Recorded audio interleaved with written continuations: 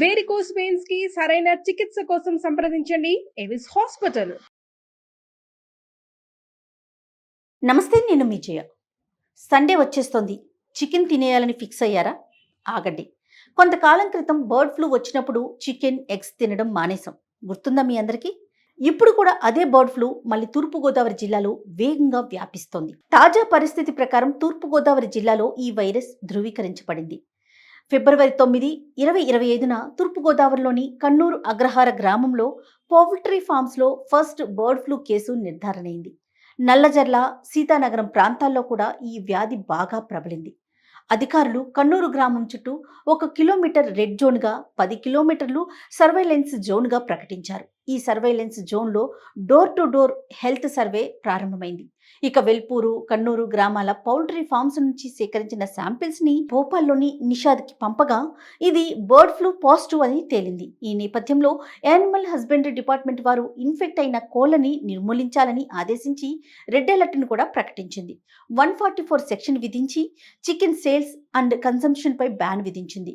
Special help line నెంబర్స్ని ఏర్పాటు చేసింది. తెలంగాణలో ఇప్పటివరకు బర్డ్ ఫ్లూ కేసులు నమోదు కాలేదు. కానీ నిజామాబాద్, కామారెడ్డి జిల్లాలో వేల సంఖ్యలో కోళ్ల మరణాలు నమోదయ్యాయి. తెలంగాణ ప్రభుత్వం అప్రమత్తమైంది. ఏపీ నుంచి పౌల్ట్రీ ట్రాన్స్పోర్ట్ను బ్లాక్ చేసింది. బోర్డర్ చెక్పోస్ట్ వద్ద కట్టుదిట్టమైన తనిఖీలు కూడా ప్రారంభించింది.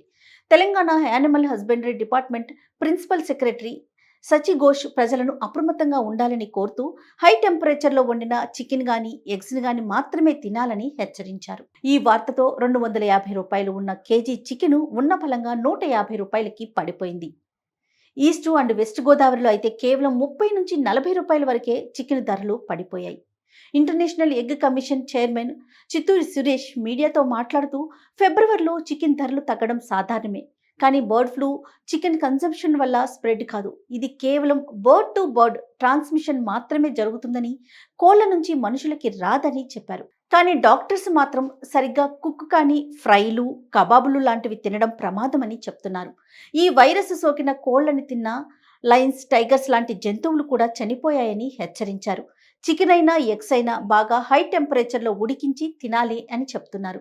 అలా ఉడికించడం వలన చికెన్, ఎగ్స్లో ఉన్న బ్యాక్టీరియా కానీ, వైరస్ కానీ నిర్మూలించబడుతుందని డాక్టర్స్ చెప్తున్నారు. కాబట్టి మీరు కూడా చికెన్ తెచ్చుకోవాలన్నా, వండుకోవాలన్నా, తినాలన్నా ఈ జాగ్రత్తల్ని ఖచ్చితంగా పాటించండి. మీరు, మీ కుటుంబం ఆరోగ్యంగా, సంతోషంగా ఉండాలని కోరుకుంటూ నమస్తే.